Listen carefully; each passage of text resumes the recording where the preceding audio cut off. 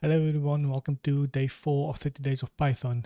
Today we'll be focusing on a fundamental and powerful data type, strings. Now obviously you'll be thinking I already know what strings are. They're basically just text, but in today I would like you to see it in a whole new light. We're not just talking about storing your name or any other data within those variables. We're talking about parsing data, cleaning text, building dynamic messages, and understanding how Python works with text under the hood.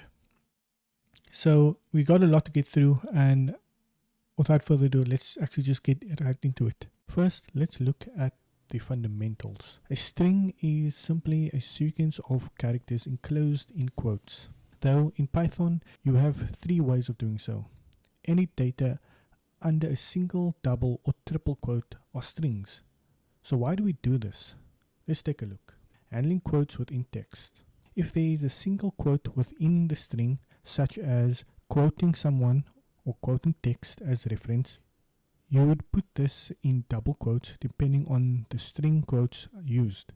Like this. Use double quotes to wrap it and vice versa. Multi-line strings.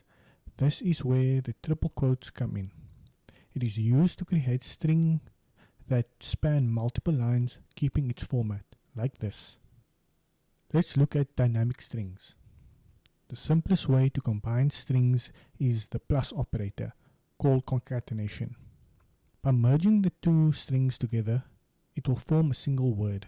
However, as seen by the variable full name, you can use the plus operator to include a space resulting in proper format or string output. However, there are old ways to do things and there are more modernized ways of doing things. Let's take a look. The old ways. It uses modular operator to specify the variable input inside a string. Like this. Modular S specifies the string variable, modular D specifies the integer variable. A more readable approach to this is the string.format method. Like this. Inside the string, there are 2 squiggly brackets signifying the variable inputs. After the string quotes, format is called with .format. Inside the brackets, the condition is specifying the first variable you want to insert in place of the first squiggly bracket, and the rest follows. Coming into the modern age of things, we now use fstring method as seen here. We just add the f before our string and put the variable inside the curly braces. It's much simpler.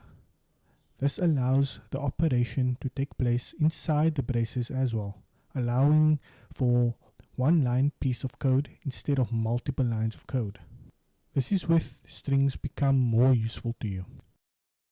Python has a set of string methods that can be called upon in using the period or dot. The transformation method. So let's look at the transformation method. It includes .upper, .lower, .title, .swap case, and many others that may be added later on in different versions of Python. As seen here, it does what it says.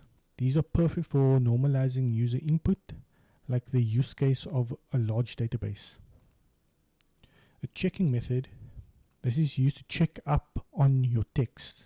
Used to check booleans within text such as starts with, ends with function. Finding the place of a text within the string. This will return the index position of the first character of the word within the string. Or you can count the amount of character occurrences inside the string. The validation method. These are useful for validating user input, like checking the username for characters that are only allowed to be used. Let's look at the 2 concepts that often confuse people. I myself have fallen into this as well when starting out. In many cases, you would need to include special characters in your string, which will allow for new spaces or creating a table inside the console. That's what the backlash is for. The \n will take the next phrase of a string into a new line. The T or \t is adding a tab space between strings, perfect for building a table using strings. Now let's look at string slices or slicing. In Python, you can access any part of the string using indexing and slicing like this. The last one in this example is a famous Python trick for reversing a string. Try it out. Now let's go over some headache points. String immutable is a fancy way of saying you can't change the string once it's created. You can only create new ones. Like this example here. Pause to go over it. Another headache point is forgetting to convert types. If you try to concatenate strings with numbers or integers, using the plus operator, it will not. It will instead throw you an error. This is why fstring exists, or you could use explicit conversion to correct it. However, it is recommended to use the fstring method as it's a more modernized way of doing things. Concluding with today's exercises, it utilizes every string method that it's shown on display. If you go to GitHub to view the 30-day challenge, you will notice that each of the challenges given to you utilizes each example shown to you above. We have covered a lot today, from creating strings to formatting them, from essential methods to powerful slicing. You now have one of the most important tools in programming firmly in your toolkit. This foundation has now laid the starting point of building up your Python skills. If you have found this useful and helpful, please give a like and subscribe for the rest of the 30-day journey.